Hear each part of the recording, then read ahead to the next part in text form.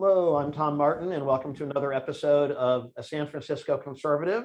That is the title of the new book by my friend David Parker, lifelong educator, entrepreneur, musician. And I'm Tom Martin. I'm a former journalist, lifelong journalist from CBS News, CNN, Good Morning America, and so on. I love great conversation, and I am finding so many thought-provoking ideas in David's two books. His two books are Income and Wealth and A San Francisco Conservative. And it is so stimulating, we decided to build a podcast series around it. And that's why we are here today. Hey, David, how are you today? I'm fine, thank you. Looking forward to your questions. Yes, sir. Thank you. Thank you. So one very important topic, we certainly saw that during the most recent presidential election, or maybe not during the most recent, but during the two most recent presidential elections, is that whole topic of immigration. You were there in San Francisco. You've lived there, your entire life, and educating the children from many immigrant nations and so on. But it's a real melting pot. The work being done in whether it's in Silicon Valley or the farmlands throughout California. My impression is we'd be lost without immigrants. Going back 2 or 3 generations, especially on my mother's side, they came over from France, immigrants to New Orleans, actually. But what are your thoughts on immigration, and what points do you make in your two books? I want to hear more about that whole topic. Immigrants, almost by definition, have a little spark in them because they're leaving their family, their friends, their culture, their everything that they grew up with. Their childhood memories. They say the chance to make a better life is more important to me, and the reason I couldn't make it in my own country because we don't really have that kind of freedom and opportunity, and there's so much corruption or so much government interference in our life. People come here, so we have a self-selected population, and to be proud of. I guess I can give a tiny story. I was in France, and a person I knew was just finished, became a psychiatrist, and they still had a draft in France at that time. That was maybe 30, 40 years ago. So he had a postponement to finish his studies in psychiatry, because then he had to report to the military, and they put him into intelligence. He says, and I'm doing all these statistics, studying the IQ levels of various countries.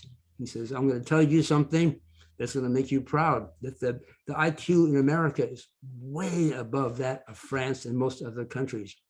Because he didn't say why, but the reason is that people who have a little gumption to leave everything, all their comfort zone, that's already that's a thinking person.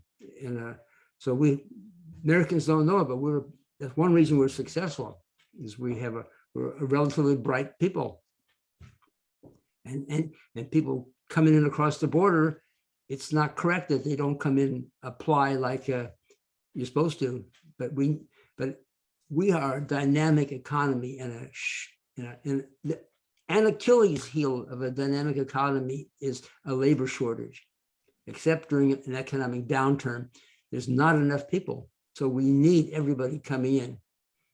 As I said before, people were mad at Donald Trump for limiting immigration because Silicon Valley can't get the people.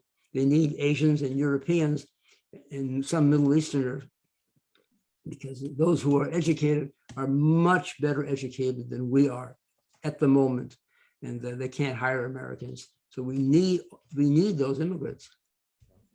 And would that apply to refugees as well? I mean, certainly that's happening on the planet right now. Many millions of people leaving Ukraine, for example.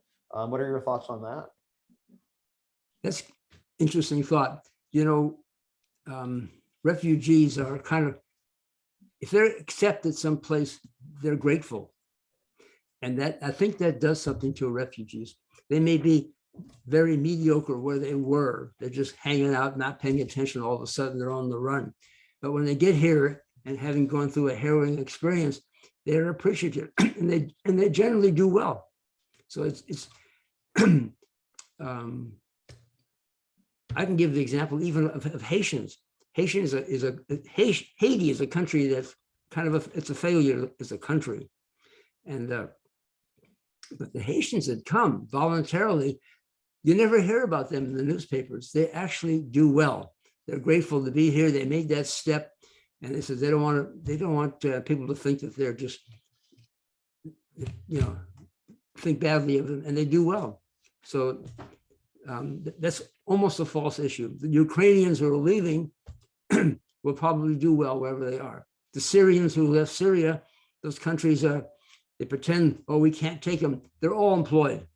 Europe has the same problem we do. They have a labor shortage to the extent their economy is dynamic, and their European economies have learned to be a little less socialistic lately, and they're becoming more dynamic. They're all absorbed. Mm.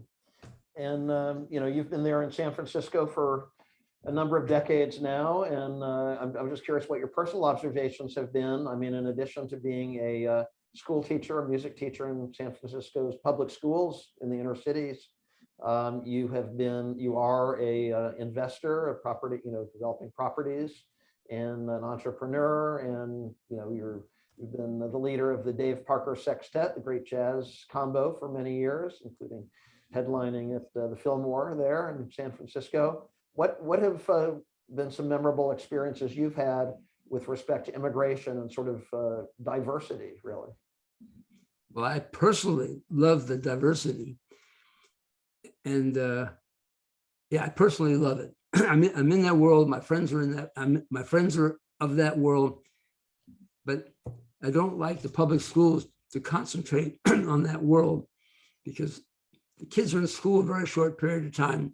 The day is not that long, and they're being shortchanged because we're trying to be so inclusive instead of focusing on our core culture, history and culture of British and American democracy. Kids should really learn that, and their parents come here for that, and then their parents are surprised that the school is talking about the history and culture of Latin America. I was teaching in one school that had some bilingual classes, and the principal told me that some of those bilingual classes are funded by other funds, not Board of Education funds. So the parents are asking that their kids be taken out of the bilingual. They want them to learn English. Just throw them in English class and make them sink or swim, is what the parents are saying. And the principal says we can't, because if we do that, we lose the funds, and we lose the teacher, and we'll have half the school without faculty. And so I can't. The parents don't want it, but we have to do it. That's wrong. And I would imagine you've done business with many immigrants in your own work in terms of property and that kind of thing. Is that right? Well, yeah, my business, I do business deals and I calculate them correctly. I'm not thinking about, like an artist doesn't think about the politics unless his art reflects politics. Otherwise, you're doing your work, you're doing your art. I'm doing my business on the most pure terms possible. I'm not thinking about other cultures. But I'm in real estate, so I'm very aware that I'm dealing with Italians and Asians who know the first thing to do when they come to this country is go buy a home. If they can't afford it, they get their brothers and sisters and families, and they all chip in, and they buy a home. And pretty soon they're buying 2 and 3 and 4 units, and pretty soon they're buying. So if a young tenant goes look for an apartment in San Francisco, they're going to come up. They're coming up across Asian and Italian property owners. It's really, especially in San Francisco, it's really a phenomenon. They just knew to do that. Yeah, no, it's very, very impressive. I admire people like that as well. I just want to real quick mention, if anyone's joining us midstream here in this episode, we are presenting the latest episode of A San Francisco Conservative. That is the title of my friend David Parker's new book, which focuses on historical economy, political history, philosophy. It's just very, very thought-provoking, just like his previous book, Income and Wealth. We're talking about immigration, for example. And I also want to just get a sense of what you think children should be learning. I know you said, we've touched on recently how America is a unique nation. Of course, I certainly believe that. And so we can appreciate these other cultures, but it sounds like we don't really need to devote a huge chunk of the classroom time to them. We respect every individual. I mean, they're, like you said, these people working so hard and really having the gumption to create businesses, to open stores, to buy property. They can set a great example for a lot of native-born Americans, I would say. But what do you think the balance should be in our classrooms? Immigrants come, they don't have necessarily all that. They didn't figure it out. They knew they came here to make money or have opportunity. After a while, they realized, wait a second, why is that possible? And they realized that the British and American democracy and culture is making this possible. And so they're generally very, very American. They become very American. They're patriotic, in fact. So I don't know why the school should be teaching about the cultures that they're fleeing, when in fact they're not making students grateful for the history and culture that created this country, which is unique. Americans stand up for their rights. Ukraine is standing up now, but not historically. It's one reason we're not going in there to start a war. The Ukrainians have never stood up for anything. They're farm people. They're superstitious people. That they're not. It's not a great country, so we're not sending our troops in there. But we are a great country. So the Ukrainians shouldn't be, if they come here by the millions, let's say, they're not going to say, oh, we want to learn all about our Ukraine.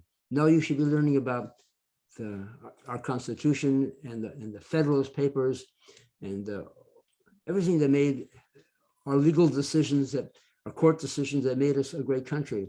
That's what kids should be learning in school. Yeah.